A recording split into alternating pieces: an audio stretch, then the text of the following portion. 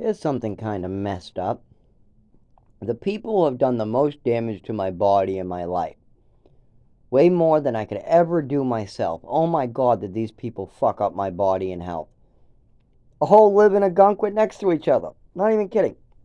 My mother, who passed away, who drugged me for 15 years, lied to the doctors, tried to cover it up with a psych case, manipulated her son's mind, twisted her son's mind, used drugs to do that, and even gave me multiple overdoses and then trafficked me around the country.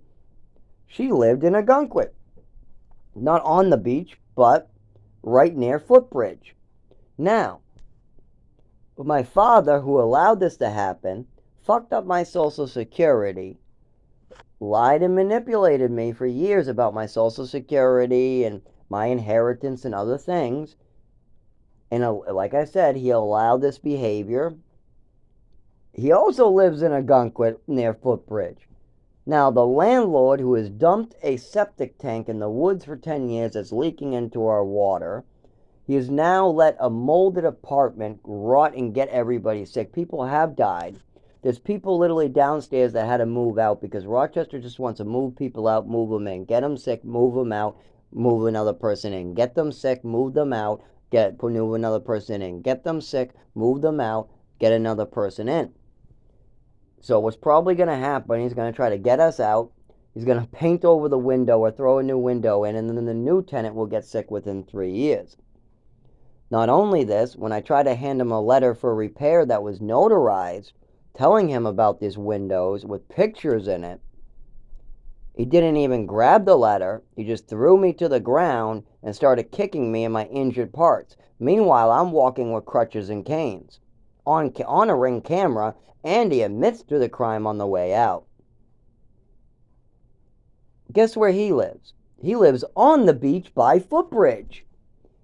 Is it just me, or do these wealthy people who live near Footbridge have a problem? It sure seems like they feel like because they have money, they can do whatever they want. But see, that's how you send people off the edge.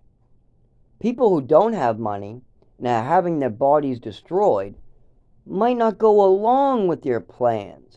They might not want to suffer a horrible, slow death. I mean, goddamn, killing people slowly? What the fuck is wrong with people? Sell your goddamn house, fix your buildings before more people die. What the fuck is wrong with these people? You cripple a child to keep your wife happy and then commit Social Security fraud to get more, what do you call it, losses, to get your losses back, like he did with the courts in New Mexico, oh, I paid for that, so I'm taking my losses back. Now, when he messed up the Social Security, what did my father say? That's my Social Security. That's mine. Then why is my name on it? And why do I have to go to the Social Security office? And why am I reapplying? And why was it hidden from me till 19? And why are you in trouble with the Department of Health and Human Services? And why am I getting thrown out of my housing because you hid it from me? Why is all that happening if it's yours? No, he feels entitled to it. He feels entitled to a thing with his son's name on it. Yes, he was entitled to use that for clothing, food, and housing for me up to the age of 18, which there was a lot of failures to do. One, I wasn't housed for him most of the time. I was housed in programs, and he only paid for a couple of them. He didn't pay for all of them. He'll try to pretend like he paid for all these programs, but a lot of them weren't paid for. Number two, because there's other orphans there. Number two, the other orphans in these programs are getting clothing checks and going shopping. Meanwhile, I'm wearing extra, extra large, giant orange pumpkin sweaters off my roommate or the neighbor across the hall because I don't have any clothing. I go once a year and get spent like $100. We go once a year, like it's frickin' school clothing time. Like you bring your kid clothing shopping for when he goes back to school. My father wants me to spend less. My mother wants me to spend more. And I have no idea there's a budget specifically designed for me to get clothing. It would have been nice if my father said, okay, pick out $200 worth of clothing every month. Or even $100 worth of clothing every month.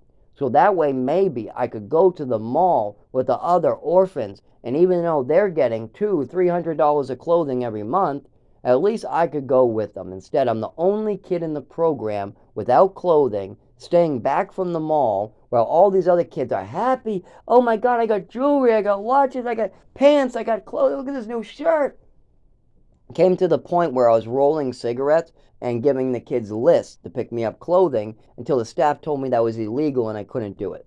I was I can't give these kids a list for clothing. I need clothing. They said, no, you're not allowed to do that. I said, okay, well, then I'm screwed. If I can't give these kids a list for clothing, then how the fuck am I supposed to get my clothing? Talk to your father. So I talked to my father, and my father says he doesn't know. He doesn't know. Just like he didn't know about what the lawyer was talking about with my inheritance. He knows nothing about the Social Security when I found the check. He knows nothing about any of this, right? Even though he's the one who talks to the lawyer, he's the one who has the information. He knows nothing. He forgets. He doesn't remember. Okay, great. Thank you, Dad, for crippling me and giving me such a great childhood. Now, I love my father to death because he did give me skills, and at least I got to be there some of the time. And he did not drug me, and he did not hit me. He also did try on occasion to teach me how to play catch and show me some love. But on other times, he lied, manipulated, or let his wife do whatever the fuck she wanted, even if it caused serious harm to my body. Like he overheard her say that extra medicine was okay as punishments. That's fucked up shit. He also heard me talk about an overdose in the doctor's office at age 7 and then decided to move across the country because my mother wants to go.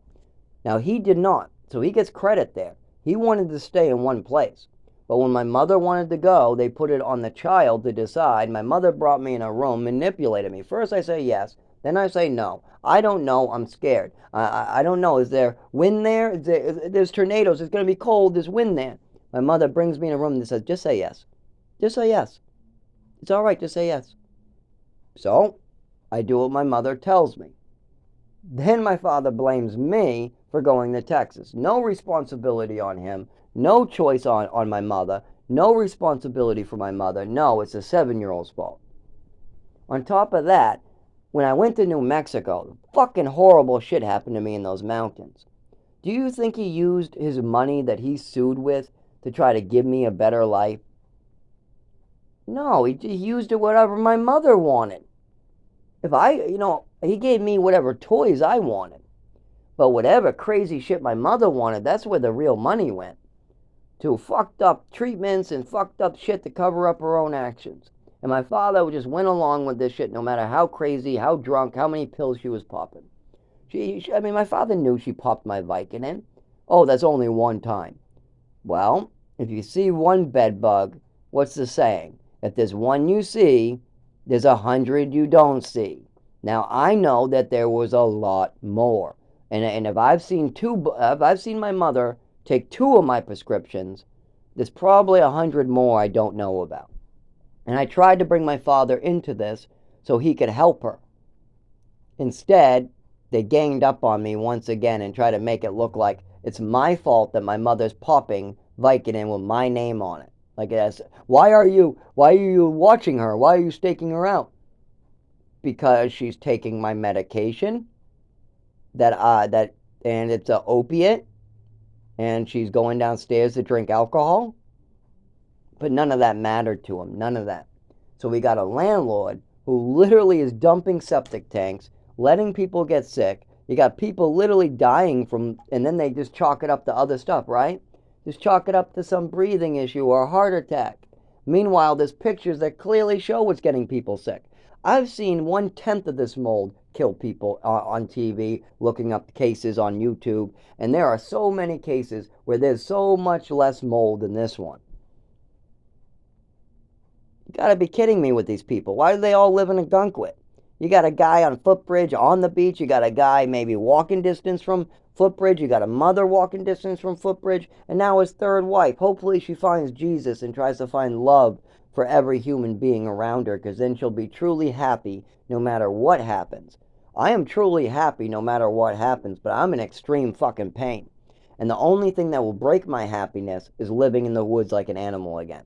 What pretty soon is going to be what I'll be doing, and then I will die. or I will seize and die, or something will happen.